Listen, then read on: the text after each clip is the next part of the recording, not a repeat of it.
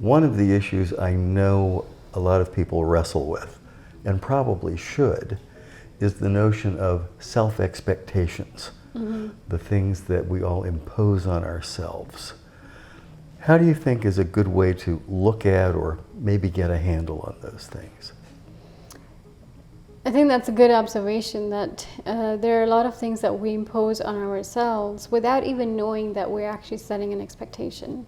It just happens to be that a mother, for example, expects herself to be the best mother one could be. The father, likewise, expects himself to be the best father. I think one of your videos mentioned about how expectations can be future resentments.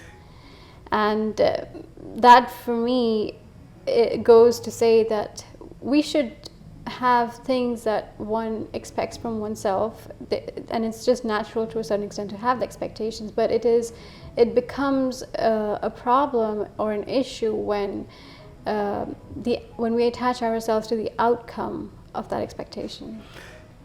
Yes, exactly. And also, it seems to me that, yes, it's true, as we say, expectations are future resentments. One tends to think about that as being external or having to do with others, but it's really true about oneself too.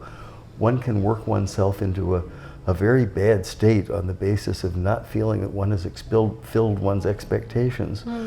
When you look at it and discover that, where did those come from? How did I get those?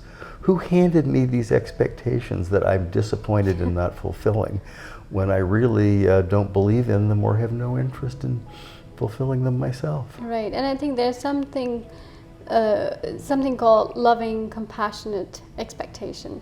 And by that, what I mean is, it's all right to have expectations from our own self. Like, if someone wants to be healthy, then they expect themselves to be following a particular diet. Sure, we all want to be more or better than we are. Right, but it becomes a problem, like I said, when we lose that lovingness towards ourselves, when we become so harsh on ourselves that we actually go the other extreme of giving up all that we did to stay healthy, or all that we did to become a good person.